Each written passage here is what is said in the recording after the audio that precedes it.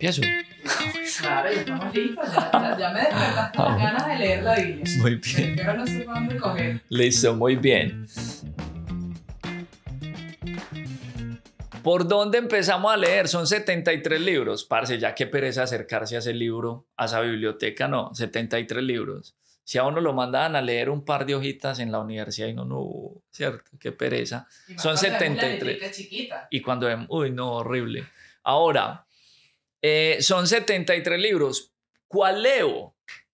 ¿Cuál leo? Edward, yo estoy pasando esto con mi pareja, que aquí hay varias, ¿cierto? Aquí hay varias en este programa, hay varias que padecen, tienen ese virus. Hey, estoy pasando este problema con esta pareja, tengo un problema afectivo, esto y lo otro. ¿Cuál leo? ¿Cuál leo? Número uno no puede hacer tarot espiritual. Eso no existe, esto no son cartas, como cuando usted iba a que le leyeran la mano, el tabaco, que le leyeran todas esas bobadas, el tabaco, que le leyeran todas esas bobadas, ¿cierto? No podemos hacer eso. Uno se puede acercar a las Sagradas Escrituras, lógico, puedes abrirla, puedes leer donde quieras, pero nunca tratando de abrirla y es que lo que me va a salir eso es. No, por eso tenemos nosotros, los católicos, de una manera especial, el magisterio de la iglesia, la madre iglesia, que como mamá nos guía en las diferentes edades espirituales que uno va teniendo. Entonces, como iglesia, siempre vamos a sugerir, inicien leyendo las Sagradas Escrituras por los Evangelios. Inicie leyendo primero a Jesús. Inicie, no se lee como un libro cualquiera que uno inicia leyendo el primer libro. Tampoco quiero como que cerrarle la oportunidad que si usted lo quiere leer así, léalo. No va a perder nada. Está leyendo palabra de vida. Pero si me preguntan, ¿por dónde empezar? Empezar por los evangelios. Empezar por los evangelios, que son 4 evangelios: Mateo, Marcos, Lucas y Juan. Empezar leyendo sobre Jesús, sobre lo que estos evangelistas escribieron acerca de Jesús y que se tomaron un buen trabajo para hacer sus escritos.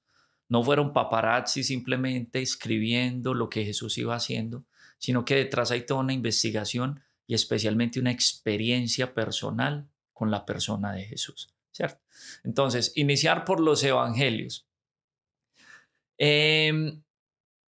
Lo ideal sería uno hacer lo que conocemos nosotros como una lección divina, una lectura orante de la palabra, pero también soy consciente que no todos sentimos el deseo de acercarnos a las escrituras pasando por todos esos pasos que son la oración, que es la lectura del texto, ponerlo en el contexto, hacer una buena lectura, releerlo, pasar por, se me escapó, pasar por el tercer punto es, el quinto es el quinto es la contemplación, el cuarto es volver a orar, el tercero es como pasar por el corazón. En otras palabras, ¿qué me quiere decir el texto a mí? ¿Cierto? ¿Qué me quiere decir este texto a mí?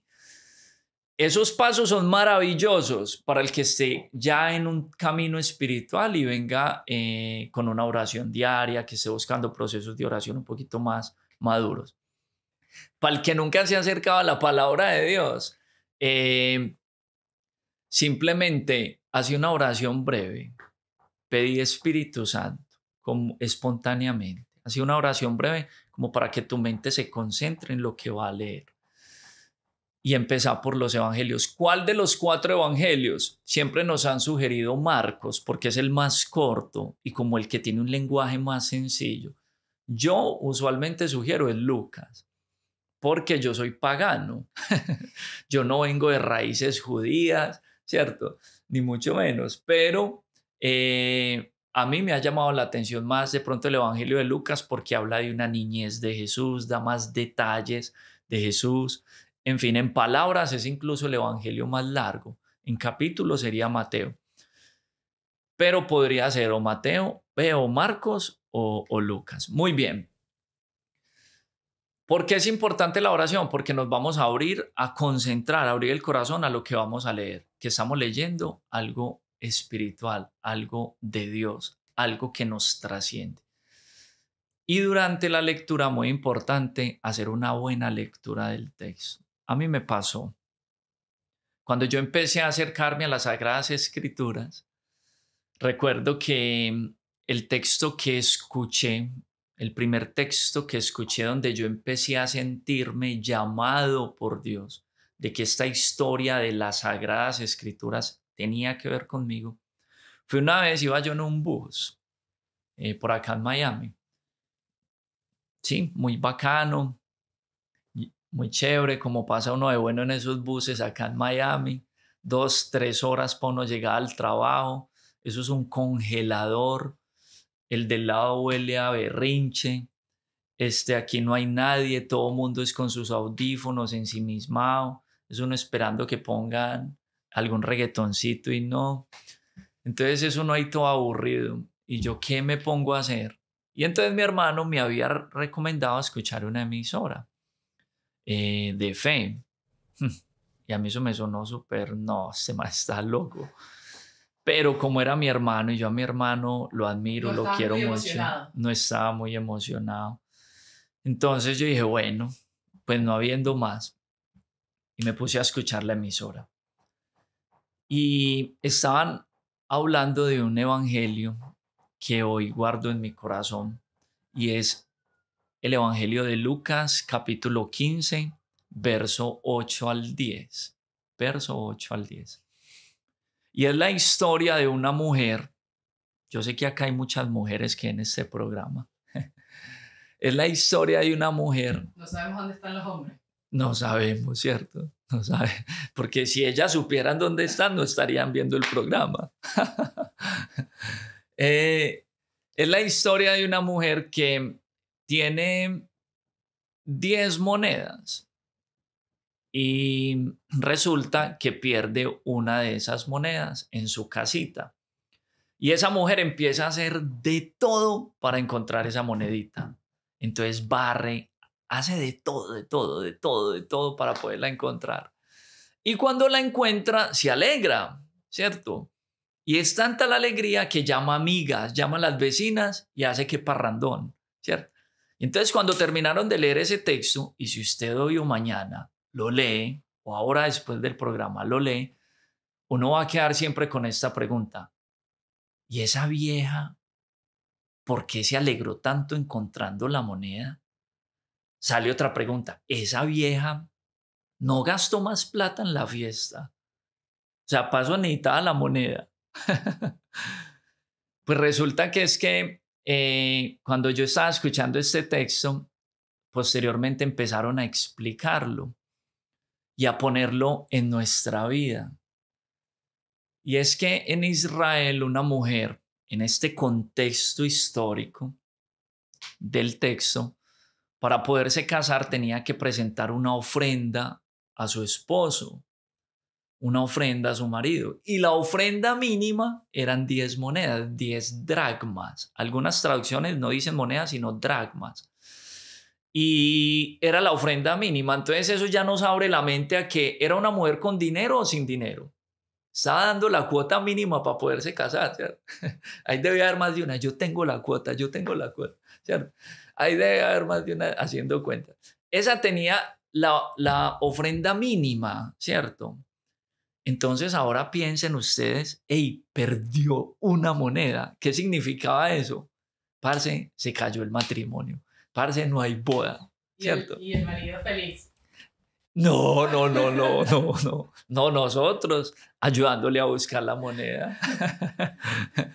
Y entonces miren el desespero de la mujer. Empieza a buscarla. Ahora también entendamos la alegría cuando la encuentra, ¿cierto?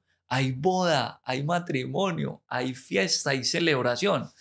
Por eso es que llama a las amigas, por eso es que llama a los vecinos, las vecinas y hace todo un parrandón. ¿Por qué? Porque encontró la moneda. ¿Y eso qué tiene que ver con mi vida? Cuando yo estoy escuchando esto y esta explicación, decía el predicador, un gran amigo y papá espiritual en mi vida. Hey, esa moneda que se ha perdido eres tú. Y Dios lleva toda esta historia de tu vida, todos estos años, haciendo de todo por encontrarte.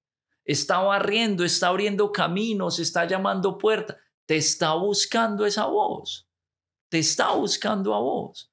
Y lo que Dios quiere el día que te encuentra es celebrar tu vida.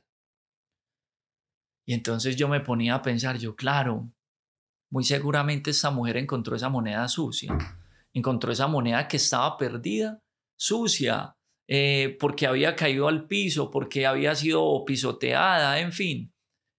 Y yo veía mi vida y había pasado lo mismo. Y yo, hey, es que mi vida está sucia. Hey, es que en mi vida a mí también me han pisoteado.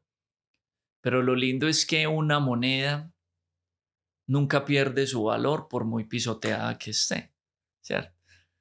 Lo mismo nuestras vidas nunca van a perder el valor por muy pisoteadas que estén. Si a vos te ha pisoteado 2, 3, 4, 5 novios, un divorcio, hijos, eh, drogas, abusos, tantas cosas, tantas heridas que puede cargar el ser humano, uno siente que la vida ha sido pisoteada.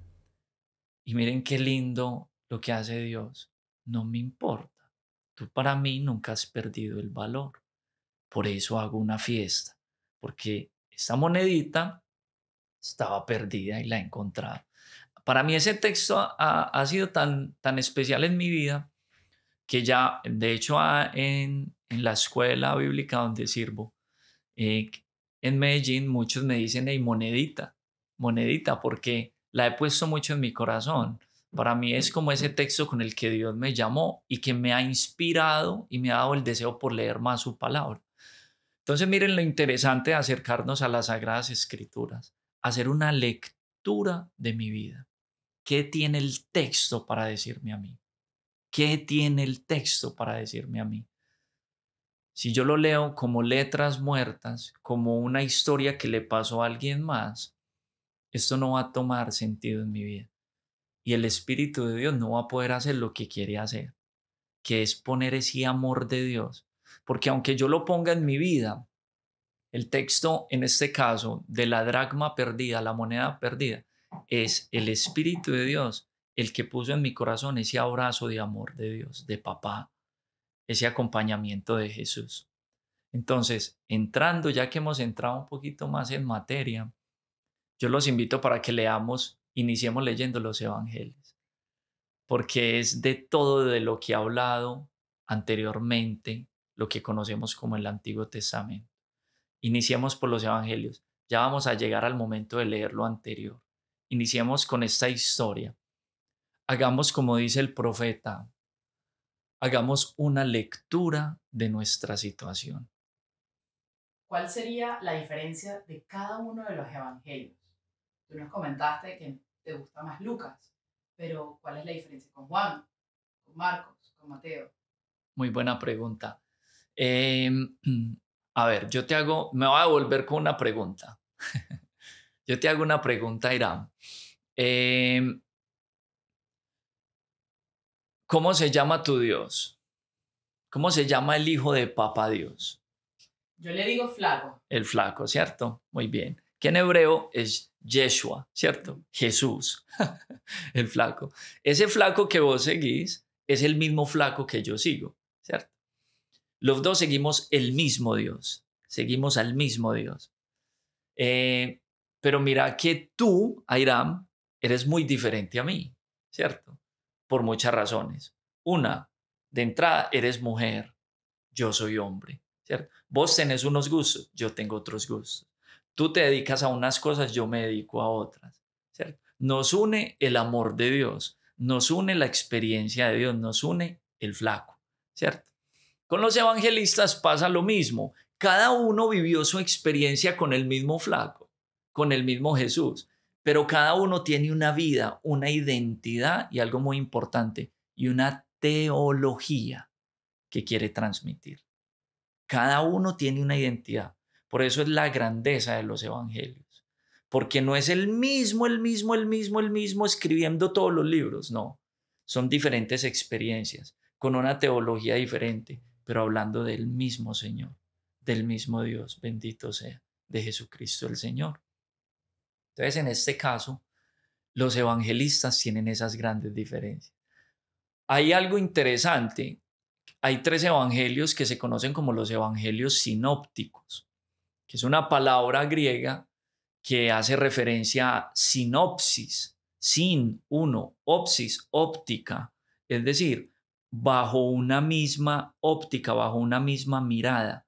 Esos 3 evangelios sinópticos, que son Mateo, Marcos y Lucas, tienen una misma mirada, es decir, sus escritos son muy similares, pero cada uno tiene su propia teología, cada uno tiene su propia identidad. Entonces, por eso uno se encontrará que ciertos dichos de Jesús, Mateo los pone en unos discursos, pero esos mismos dichos los pone Lucas en otro momento, ¿cierto? De enseñanza de Jesús, y de igual manera Marcos, ¿correcto? Pero al final están hablando del mismo Jesús. Y Juan sí es que tenía el cerebro, ¿cierto? La locura, la teología de Juan es preciosa, es muy profunda y no se conoce como un evangelio sinóptico, aunque habla lógicamente del mismo Jesús. La manera y la teología que él utiliza es muy diferente a la de los 3 anteriores, muy diferente. Entonces, por eso no se conoce con eso, como sinóptico. Eso, me imagino, responde un poco a tu pregunta. Muy bien, hay gran diferencia. Y esa es la riqueza de Jesús.